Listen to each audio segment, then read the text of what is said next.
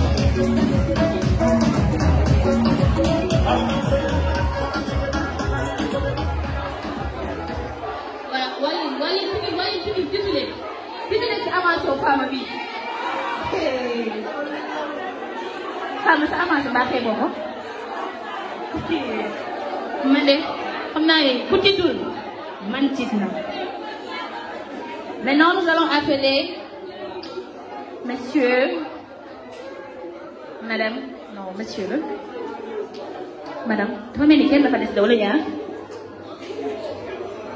kenn la. waaw góor la kay. yow nee naa jigéen ñi la ko.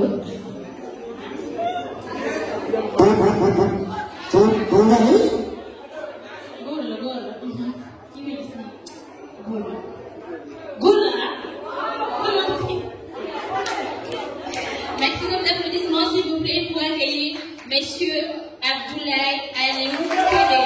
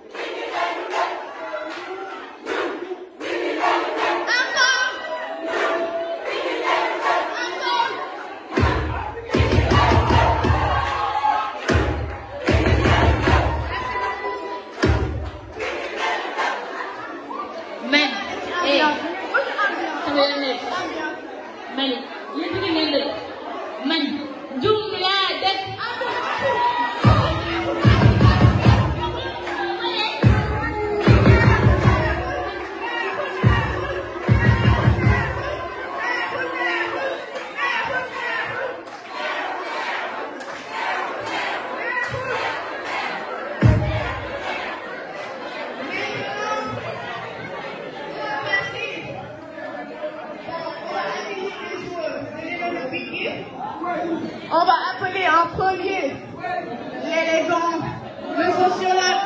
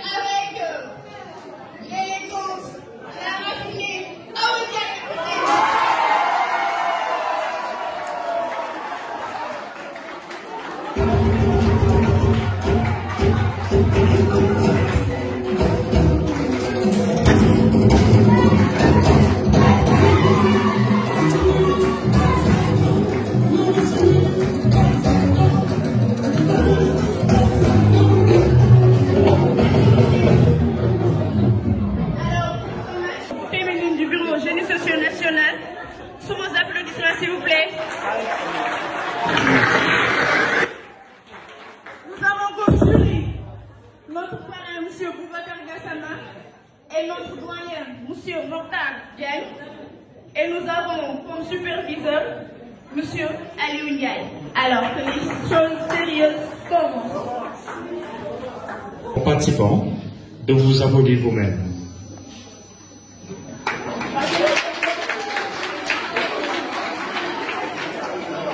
Alors, c'est un geste pour vous dire que on est en finale. Et dans une compétition, forcément, il y a quelqu'un qui occupe la première place. Ensuite, il y a une deuxième place et la solidarité entre eux. Donc, à l'issue de ce match, on ne souhaite pas qu'il y ait des tiraillements, qu'il y ait des guerres entre vous, qu'il y ait des histoires d'ennemis entre vous. C'est une compétition. Et je vous assure que, en tant que membre du jury et M. Diagne et moi, nous vous assurons que ce match va jugé de manière très impartiale et de manière très objective. Donc, soyez rassurés. Et je demande au public aussi également un maximum de concentration.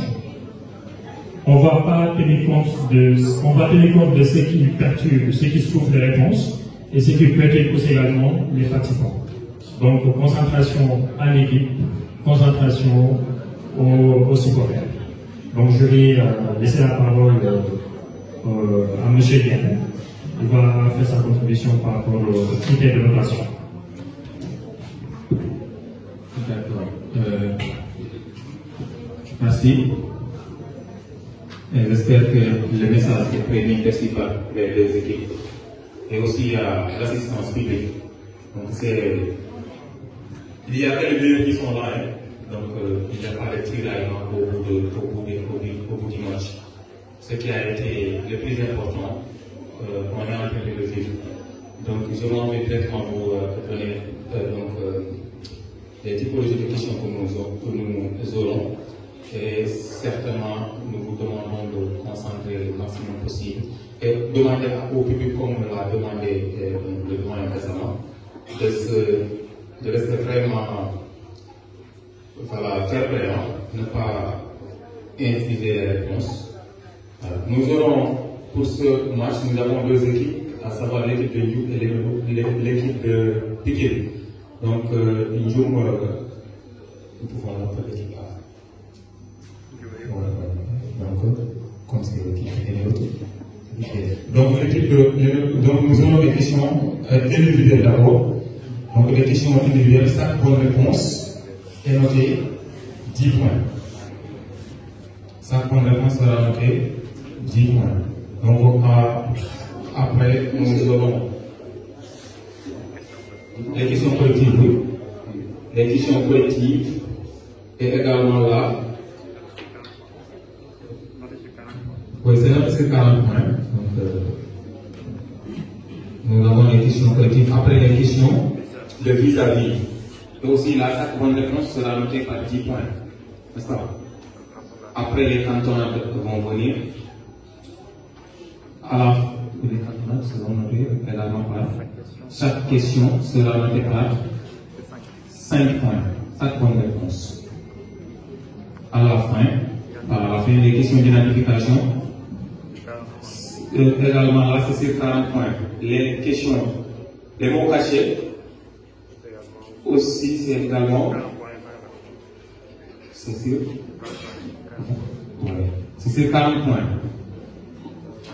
Ouais, ça peut avoir 3 à, donc 20 maximum, 20 points. Et les questions de culture générale, là également c'est 30 points. C'est 50. Chaque question, chaque bonne réponse sera notée sur 10. Voilà, grosso modo, on peut commencer à faire la finalité du jury. Donc, j'espère que le fair play sera au rendez-vous et nous allons faire l'essentiel à la fin du match. Donc, premièrement, on a des questions pour les règles du jeu. Donc, je pense que le jury, les membres du jury vient de vous rappeler le barème. Donc, pour les règles du jeu, des questions individuelles, chaque étudiant de chaque énorme, on va 2 questions individuelles. Donc, c'est comme on le fait en ligne. Donc, je pense que c'est compris, n'est-ce pas? Donc, pour les questions collectives, les questions collectives, c'est collectif. Il y a possibilité de concertation. Il y a aussi possibilité de réplique. Donc, parmi ces 3 de Ndioum et les 3 de Pikine. Donc, n'importe quel étudiant peut le faire. Donc, c'est pas un pour tous, n'est-ce pas? C'est compris. Pour les questions, qu'est-ce que c'est?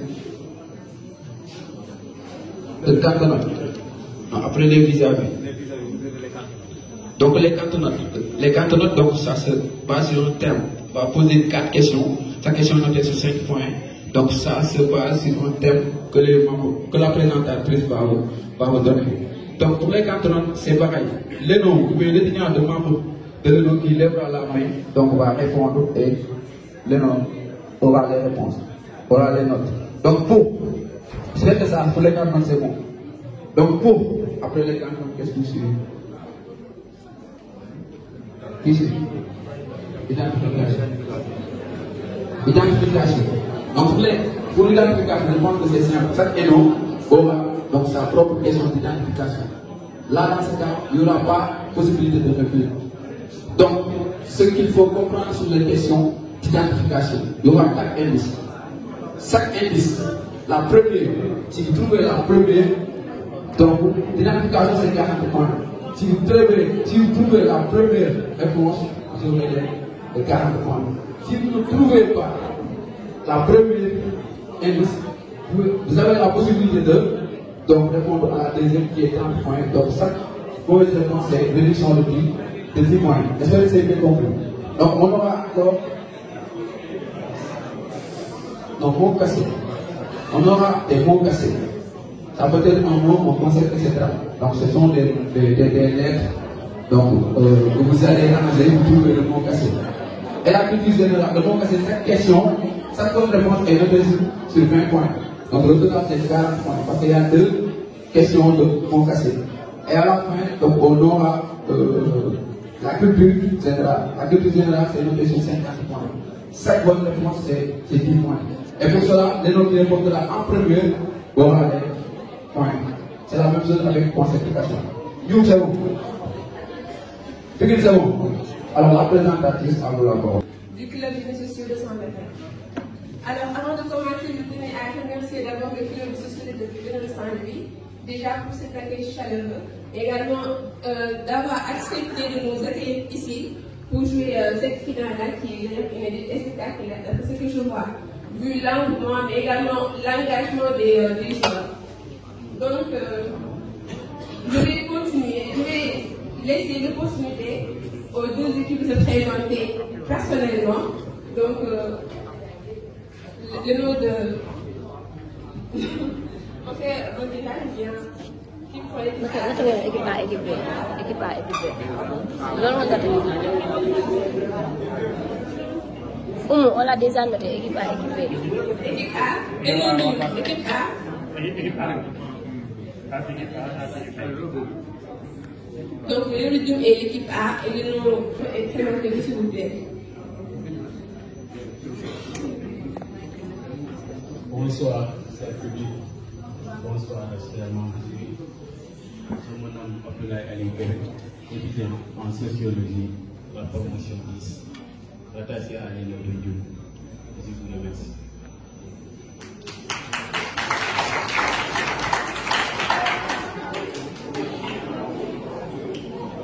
Chers membres du jury, auguste public, chers co-débatteurs, bonjour. Je me nomme Fama Touré, étudiante en licence en sociologie, rattachée à l'INOLITU. Je suis là aujourd'hui pour représenter mon équipe. Merci.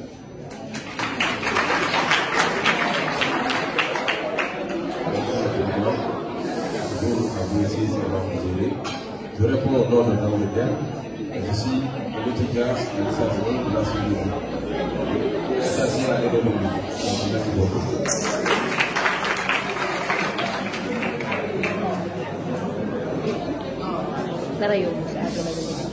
Chers auditeurs, dans le ciel étoilé de notre population,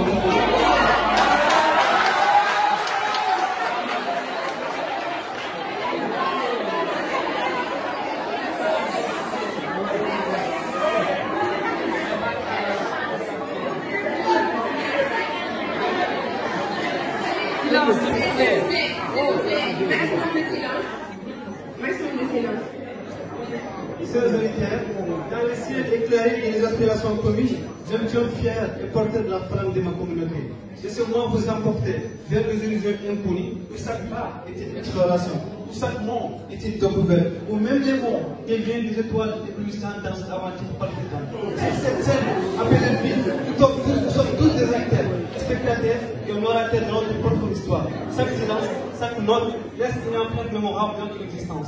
Mesdames et messieurs, je suis Fousseni Ouaké, sociologue en formation, orateur en formation et membre du club Sénégal Vision.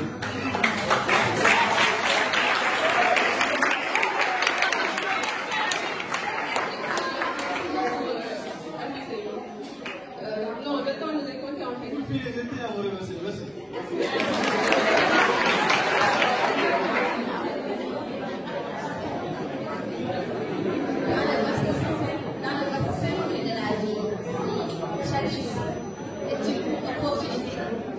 Chaque Je suis Fatou Cissé, sociologue en formation. Je suis là pour représenter la zone de Dakar, plus précisément dans le pays. Je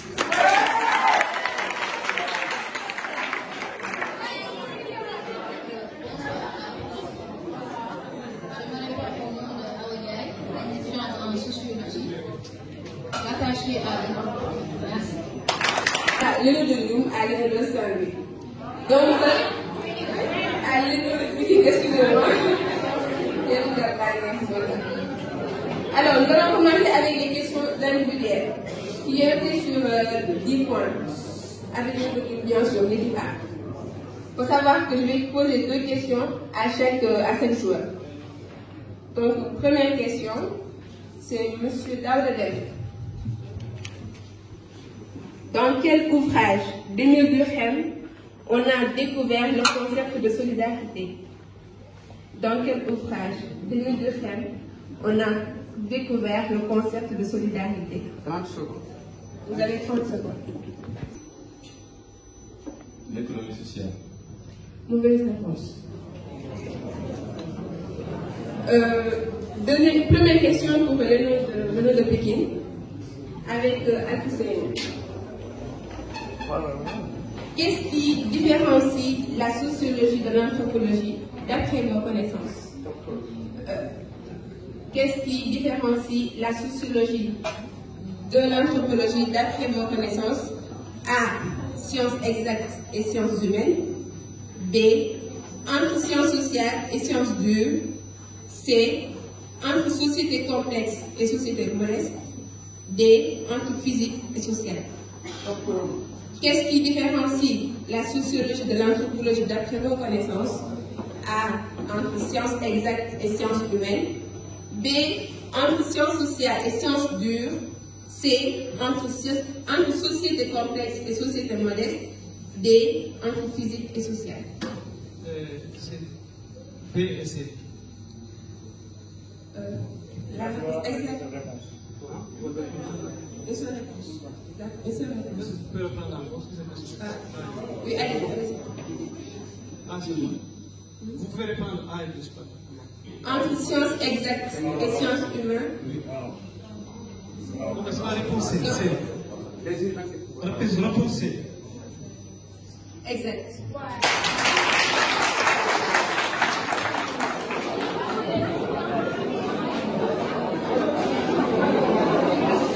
Dans quel ouvrage Claude Lévi-Strauss montre que certains groupes humains se donnent le nom de bons, d'excellents, de complets et nomment les autres chiens ou œufs de poule?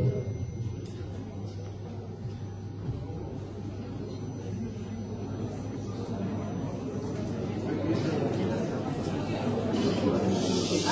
Par la concertation.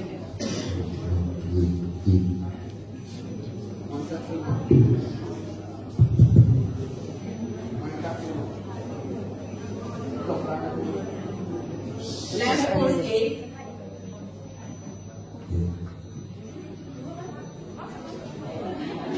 le temps est écoulé. La réponse est race et histoire. Première question pour Fatou Cissé. Première question pour Fatou Cissé. Dans quel axe se traduit l'âge dans un diagramme de Lexis? Dans quel axe traduit l'âge dans un diagramme de Lexis? L'axe des ordonnées. Bonne réponse.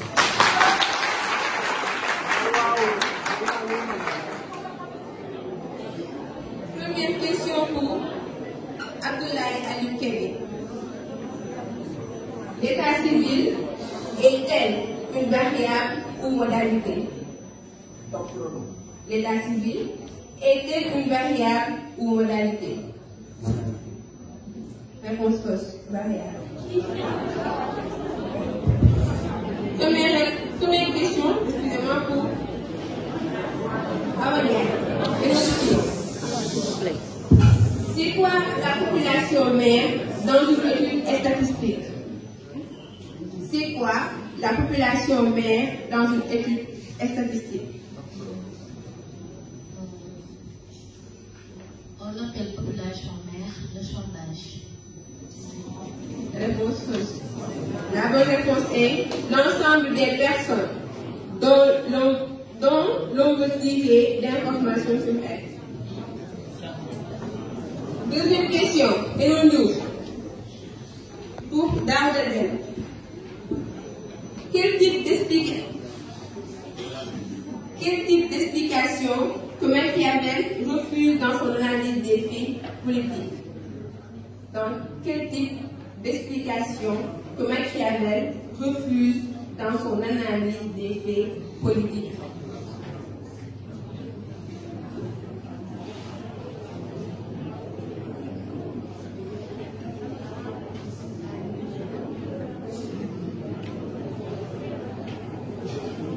Dans quel type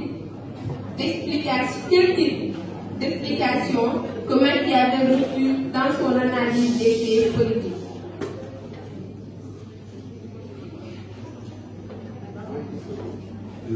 L'explication comparative.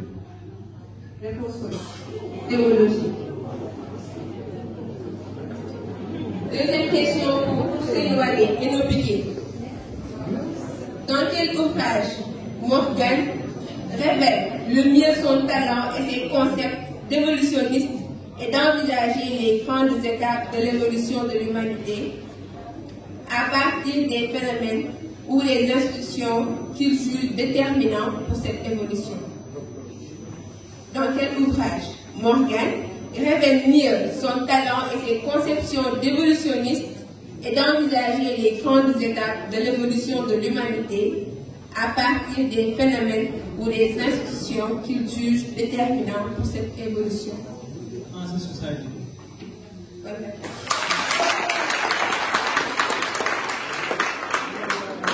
Deuxième question pour Elonou avec Samuel Touré.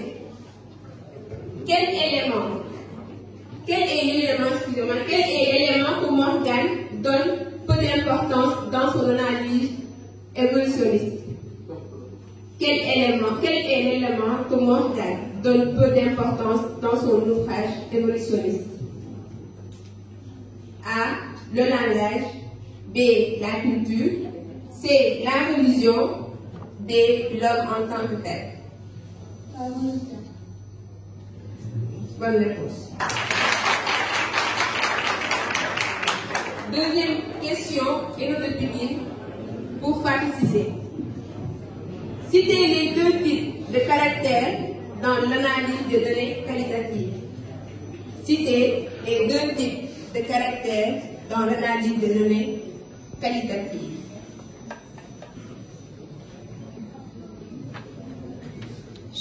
Silence, s'il vous plaît. Caractère nominal et caractère ordinal. Bonne réponse. En démographie, dans lequel les événements concernant un même individu sont rapprochés les uns des autres de manière à ce que l'on puisse tracer tout ou une partie de la bibliographie de l'individu. Séparation civile. Bonne réponse. Alors, dernière question pour les questions individuelles, pour Awa. Qu'appelle-t-on l'ensemble des éléments sur lesquels repose une ou des hypothèses de recherche? Qu'appelle-t-on l'ensemble des éléments sur lesquels repose une ou des hypothèses de recherche? Variable. Exact. Fini pour les questions individuelles. Nous allons continuer avec les questions politiques. Donc, vu que la répétition est pédagogique, je tiens aussi à répéter les règles. C'est la rapidité qui compte encore une fois. Les notes qui...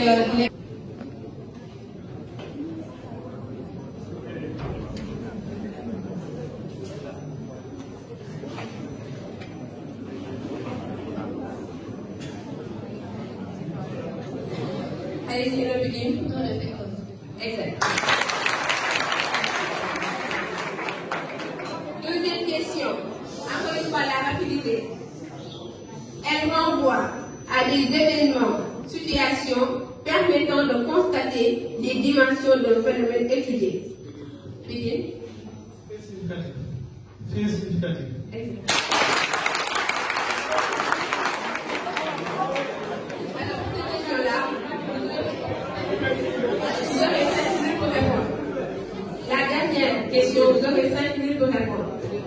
rapidité. Lors de sa dernière participation en course marathon, Abdoulaye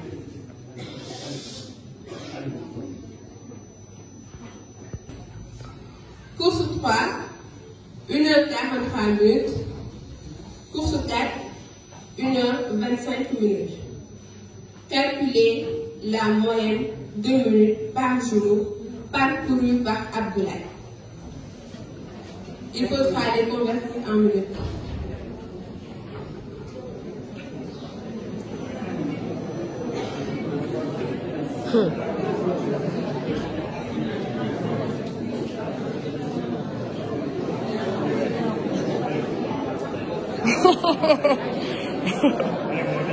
Mga tayo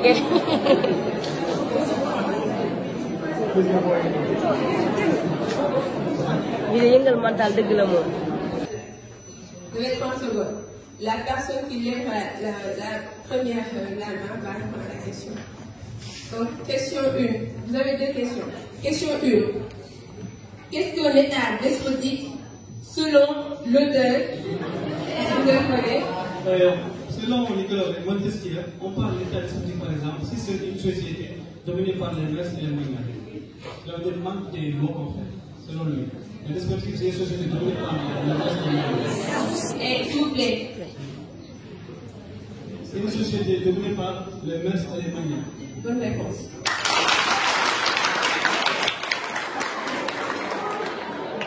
Deuxième question. Rapidité. S'il vous plaît. S'il vous plaît.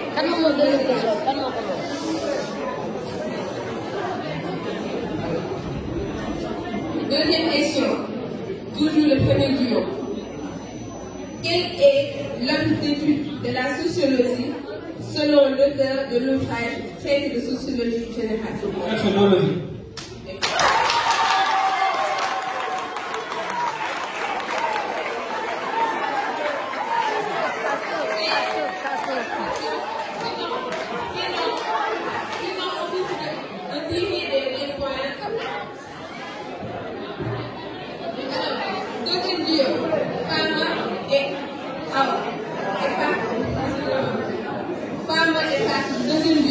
Première question, rapidité encore une fois.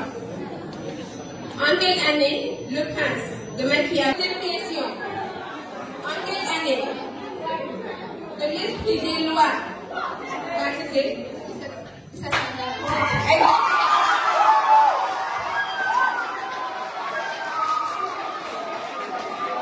Troisième et dernier duo. Abdoulaye et Awa.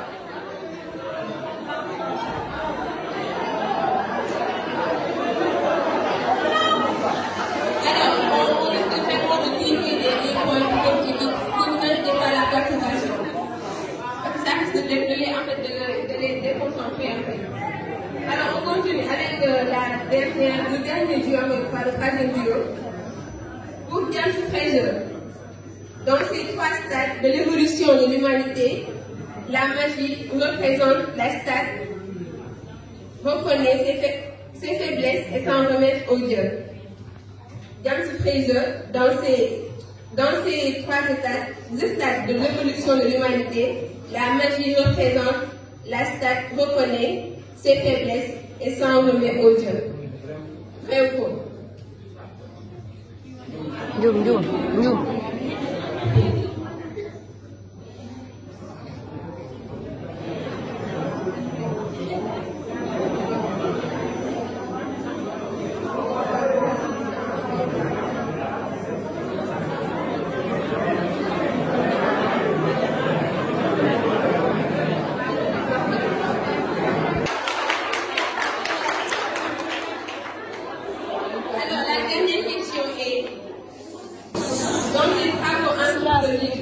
Taylor soutient-il l'idée d'une pianiste? Njum la. Faux. Réplique. Non, amul réplique. Vous voulez faire les remplaçants? Non. Non. C'est bon. D'accord. Alors, la cantonade. Le thème est méthodologie de recherche en sciences sociales. Le notaire contrat en premier va remporter les points. Donc il y a possibilité également de concertation. Question 1.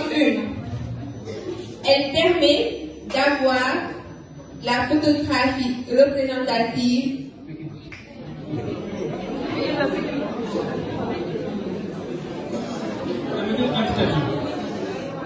La méthode quantitative.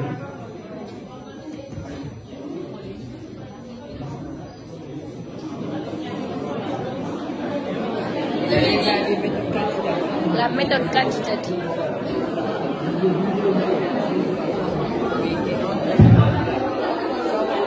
Mais question La méthode quantitative. Exact. Alors, deuxième question.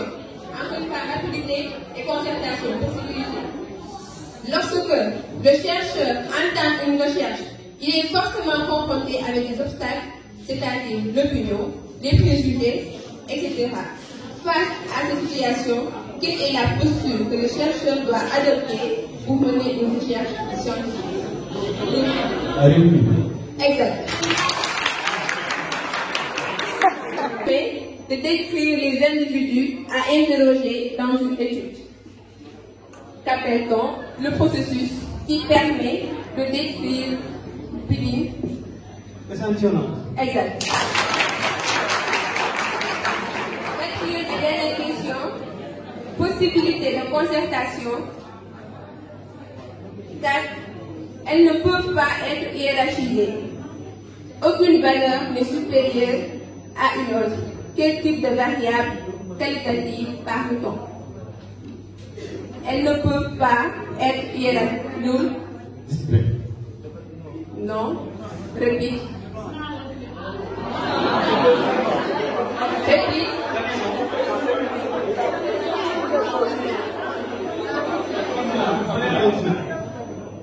Variable continent. Non, la réponse est dominante. Alors, merci beaucoup. On va passer à l'identification. Donc, pour rappel, pour l'identification, c'est chaque équipe a sa propre question. Donc, si l'équipe répond à la première indice, l'équipe aura 40 points. Deuxième indice, 30. Troisième, 20. Quatrième, 10. Alors, équipe A, et non nous. Indice 1.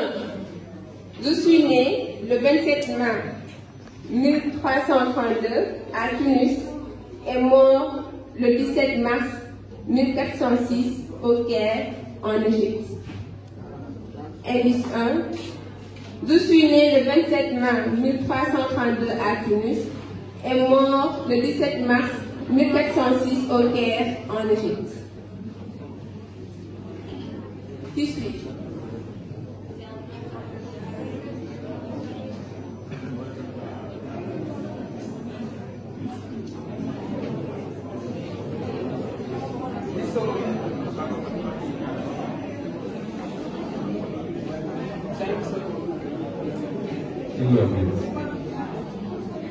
Vous avez dit?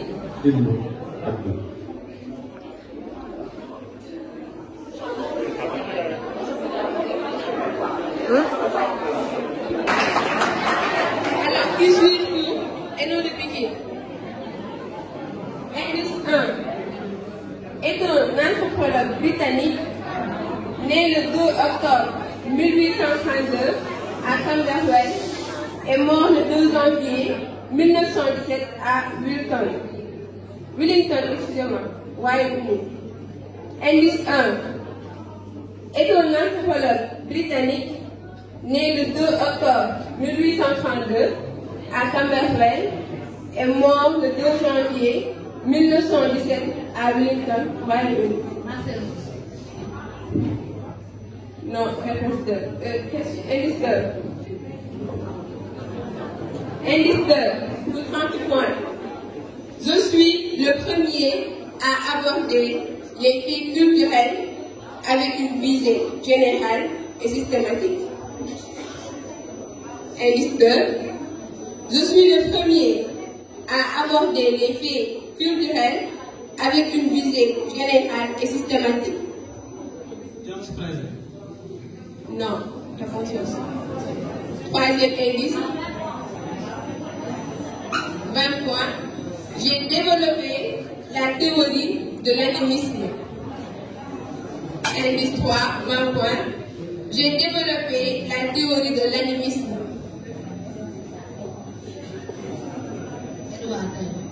Exact.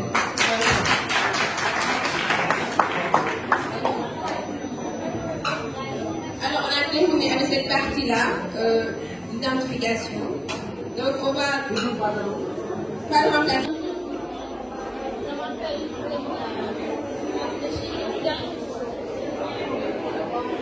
Je suis étudiante à l'histologie. Je représente le nom de... Merci beaucoup, madame.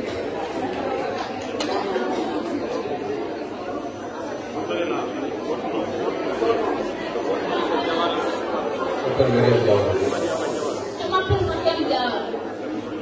Comment? Mariam Diawara. Mariam. D'accord. Alors, pour le concept caché, il s'agit en fait des lettres qu'on va vous donner. Et dans ces lettres-là, vous allez essayer de trouver le concept qui se cache derrière. Chaque question, c'est 20 points. Donc, rapidité et concertation. 2. Trouvez le mot caché dans ces lettres. T. T. O. M. E. I. O.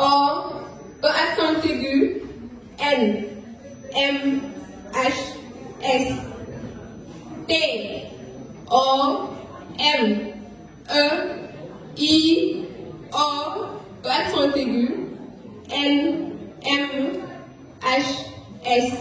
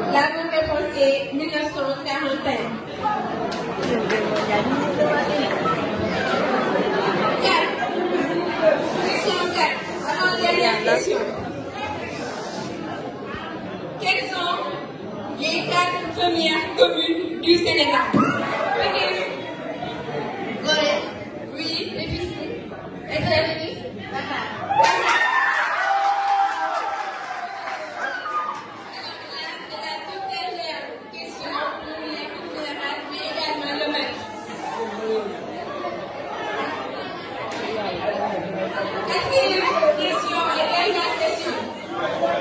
Je suis né le 26 juin 1913 à Basse-Pointe, Martinique, et mort le 17 avril 2008 à Fort-de-France, Martinique encore une fois. Je suis un écrivain et homme politique français, à la fois député, maire, poète, dramaturge, essayiste et biographe, fondateur et représentant majeur du mouvement littéraire de la négritude. Mes deux collègues, anticolonialistes résolus, je mène en parallèle une carrière politique en tant que député de la Martinique et maire de Fort-de-France durant 56 années consécutives, de 1945 à 2001. Qui suis-je? S'il vous plaît, on risque vraiment de retirer des points pour l'équipe qui... Député? Non.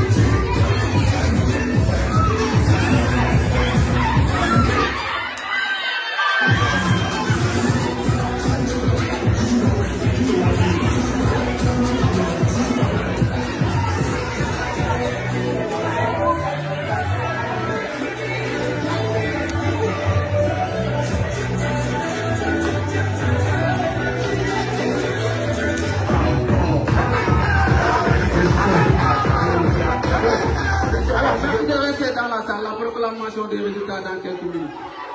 Merci de rester dans la salle. La nouvelle, merci de rester dans la salle.